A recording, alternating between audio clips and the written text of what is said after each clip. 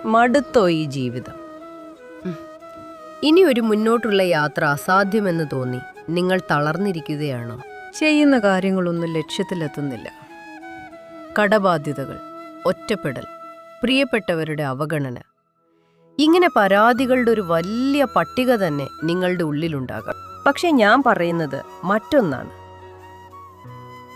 ആകാശത്തെ ഗ്രഹങ്ങൾ പോലും എപ്പോഴും ചലിച്ചുകൊണ്ടിരിക്കുകയാണ്. നിഴലും വെളിച്ചവും മാറി മാറി വരുന്നത് പോലെ നിങ്ങളുടെ ജീവിതത്തിലെ ഈ കറുത്ത വാവും മാറിപ്പോകും. വിധി തോൽപ്പിക്കുന്നിടത്ത് കലരരുത്. പ്രാർത്ഥനയോടെ, ക്ഷമയോടെ കാത്തിരിക്കുക. ഈ ലോകത്തൊന്നും ശാശ്വതമല്ല. നിങ്ങളുടെ ഈ വിഷമഘട്ടവും.